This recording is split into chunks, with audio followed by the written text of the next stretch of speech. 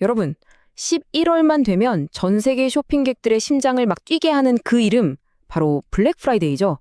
그런데 한번 생각해 보셨어요? 왜 하필 블랙, 검은 금요일일까요? 우리가 흔히 아는 것과는 전혀 다른 이 이름 뒤에 숨겨진 아주 복잡하고 흥미로운 진짜 이야기가 있거든요. 오늘 그걸 한번 파헤쳐 보겠습니다. 자, 다시 한번요. 블랙 프라이데이의 블랙은 대체 뭘 의미하는 걸까요? 아마 많은 분들이 장부가 흑자로 바뀐다는 뭔가 긍정적인 뜻을 떠올리실 텐데요. 사실 그 시작은 훨씬 더 어두운 의미를 담고 있었을지도 모릅니다. 우선 기본적인 개념부터 딱 정리하고 갈게요. 블랙 프라이데이는요, 미국에서 11월 넷째 주 목요일인 추수감사절 바로 다음 날 금요일을 말합니다. 그러니까 목요일, 금요일, 그리고 주말까지 쭉 이어지는 4일짜리 황금 연휴가 생기는 거죠. 바로 이날부터 크리스마스까지 거대한 연말 쇼핑 시즌의 막이 화려하게 오르는 겁니다. 그럼 가장 유명한 이야기부터 시작해 볼까요? 아마 그거 하고 바로 아실 거예요. 바로 회계장부의 흑자 전환 이야기입니다. 네, 가장 널리 알려진 이론이죠. 회계장부랑 관련이 있다는 건데요.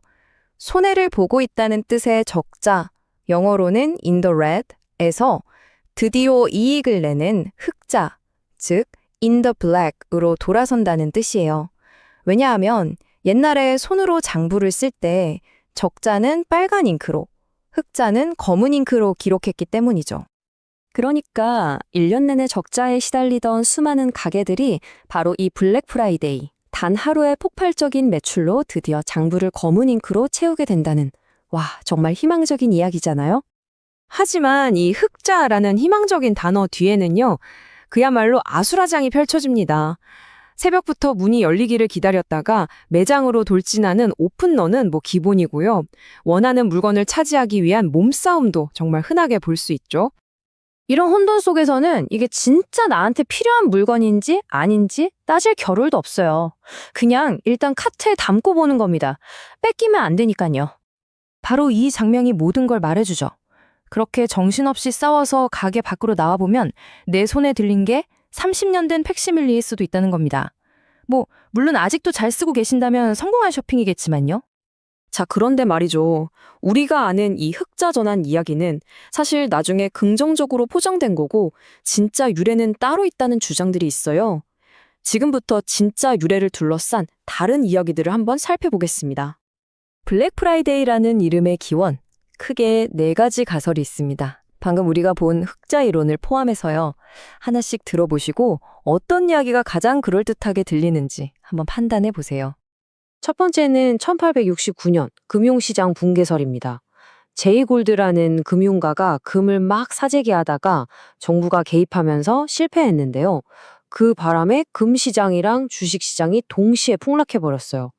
이 끔찍한 사태가 벌어진 날이 바로 금요일이어서 블랙 프라이데이라고 불렸습니다. 지금의 쇼핑 행사와는 직접적인 관련은 없지만 블랙이라는 단어에 부정적인 의미를 부여한 첫 사례로 꼽히죠. 자, 그리고 또 다른 유력한 가설은요. 회계사가 아니라 아주 경호에 시달리던 필라델피아 경찰들 입에서 시작됐다는 이야기입니다. 이게 꽤 설득력이 있어요.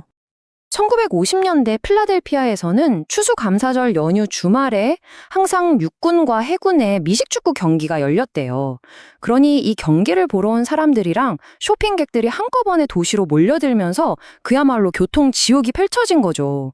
경찰들이 이 끔찍한 교통체증과 혼란을 감당해야 했던 금요일을 두고 정말 끔찍한 검은 금요일이다 라고 부르기 시작했다는 겁니다. 그리고 여기 가장 어둡고 비극적이지만 또 사실 여부를 두고 논란이 가장 많은 이야기도 있습니다. 남부 농장주들이 추수감사절 다음 날 겨울 동안 필요 없어진 흑인 노예들을 시장에 내다 팔았던 비극적인 역사에서 유래했다는 주장인데요. 하지만 이건 명확한 역사적 증거가 부족해서 현재는 사실이 아닌 것으로 보는 시각이 지배적입니다. 자, 그렇다면 이름의 유래를 떠나서 도대체 왜 이렇게까지 엄청난 쇼핑 광란이 벌어지는 걸까요? 그 이유는 미국의 독특한 유통 구조에 뿌리를 두고 있습니다. 우리나라에서는 유통업체가 팔지 못한 재고를 생산자에게 다시 돌려보내는 경우가 많지만 미국은 다릅니다. 일단 가게가 사들인 상품의 재고는 온전히 그 가게가 책임을 져야 하거든요. 그럼 남은 선택지는 딱 하나죠. 95%를 할인해서라도 어떻게든 파는 것뿐입니다.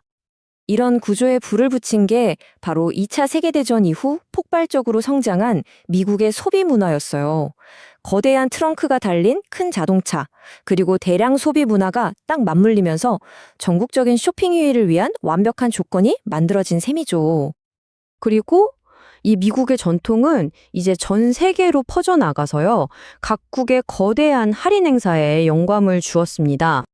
예를 들면 영국에는 크리스마스 다음 날인 박싱데이가 있고요. 중국에는 우리에게도 아주 익숙하죠? 정말 어마어마한 규모의 11월 쇼핑 축제가 있습니다. 여기서 아주 흥미로운 사실은 중국의 광군제가 원래는 싱글들을 위한 날에서 시작됐다는 거예요.